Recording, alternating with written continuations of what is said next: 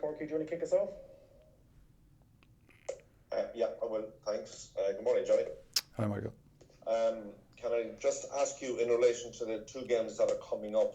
You must be really pleased with seeing, what happened in Rome. That some of the stuff you've been working hard on behind the scenes coming to fruition. Then, but you've got two big games in the next week or 10 days. Yeah, obviously very happy with our performance against Italy. I don't know what that was. Sorry. Yeah, very happy with our performance against Italy, but we do realise that it's going to be a big step up this week and next week. So we've been gearing up towards just trying to get better, like we always are, and hopefully we can take another step forward on Sunday. Can I ask you? Obviously pending team selection. The man who you could be playing against next weekend, Finn Russell, and what you see in him as a player and the threats that he can pose to any team. Yeah, he's obviously a big threat for us. Knowing that he's got a full box of tricks that he tries to pull out most games, and he's obviously a threat to the line. He's got a good short kicking game. He can pull the strings if we let him, and he's hurt us in the past before. We haven't played against him the last couple of times we've played Scotland, so again we've kind of had to go back and look at some old footage. But he's been in good form for his club, and he's a massive threat like they have across their team. But obviously when you got him and Hogg, they're probably the standout guys. But we have to be on our game this week to stop them. Good man, thank you. Johnny, how's it going? Johnny, you signed a new contract last week. Were you hoping that it would be a 2-year one, maybe? No. No, I was hoping, I was just, it was done, in the right way. Obviously it was delayed with all the COVID things, like everyone's was, so it didn't start. It was agreed, pretty quick. I suppose when you get to the age I'm at, it's most guys in their mid-30s, it's 1 year, see how you feel this time next year, and how you're performing, how the body's holding up, how the mind's holding up, and that's really it. I always knew it was going to be a 1 year at a time job when it got to this stage. So delighted to continue the journey for another year, and still very hungry to try and achieve success with Leinster and Ireland. And once my teammates know that and they see it every day on the training pitch, that's all that matters to me. Of course, and you guys always looking to improve yourselves no matter what kind of game it is. Does that kind of sharpen even more if you're just coming into a 1-year contract, that kind of sense that you're looking to kind of prove yourself even more, even though you guys always hope to do that anyway? Yeah, look, I think I don't think I'm motivated by contracts. I'm motivated by trying to achieve things with these teams and try and win things. That's the way I've always been. I don't think about I have to play well so I can try and get another one. No, it's not. It doesn't work like that. I very driven to try and finish this campaign on a high, and then go back to Leinster and try and have a successful end to the season, and then think about next year when summertime rolls around, and you have a bit of time to reflect and see where you are. But very short-term focused at the moment.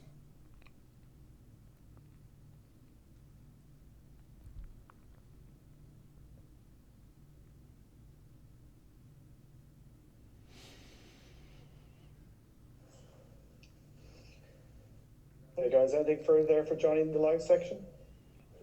Can I just ask a final question, if you don't mind, seeing as nobody else has jumped in there to let you hang in. In relation to the two games coming up, Scotland and England, yes, it's a Six Nations Championship, but it's also a Lions year, regardless of what shape that's going to take. Does that have an extra bit of spice? I'm not saying motivation, but just the fact that you're playing against maybe people, who are maybe direct competitors for positions on a Lions squad to play against the world champions.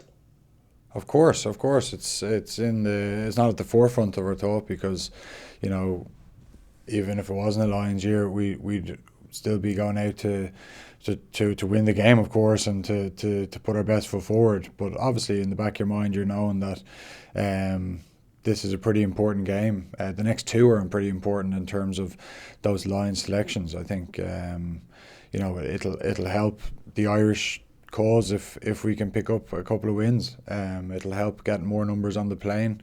And that's ultimately what we want, isn't it? We want to get as many Irish people on that trip as possible. So it's definitely in the back of our mind somewhere. Thanks again. Johnny, Thanks. if I can ask you, Paul O'Connell said yesterday that this is the best Scottish team that he's played or coached against. Would you agree with that?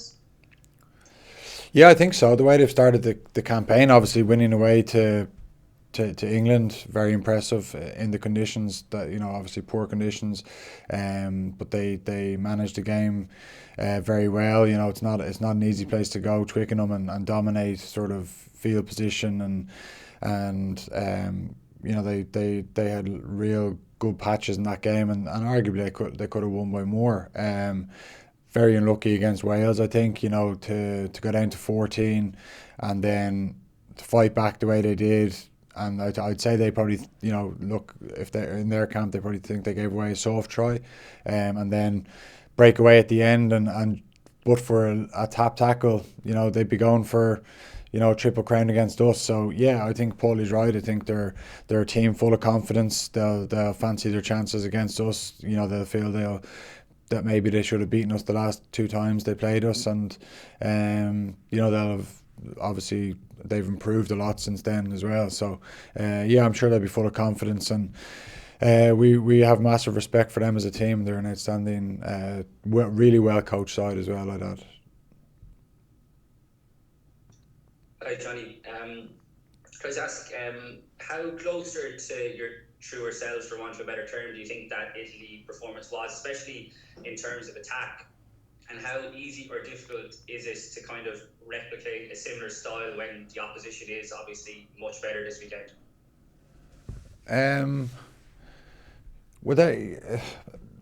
I think things that helped us, like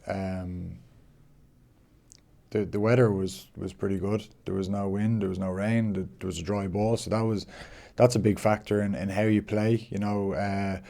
Obviously, against Wales, I thought we showed some really good stuff as well with 14 men, and it's very hard to do that with 14 men. You find yourself, I don't think I've ever hit so many rucks in my whole life in that game.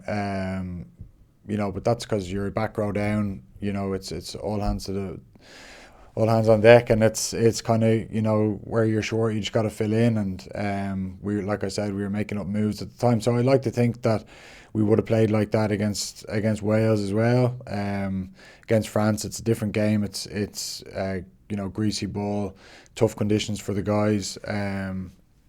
So yeah, again, it could be tough conditions this Sunday over in Murrayfield. By the looks of it, it's going to be wet and windy. So we might not see that game. It could be back to rolling the sleeves up and but that's okay as well. Cheers, best luck with it. Thanks. Okay, guys, we might switch into the embargoed written section now. Thank you.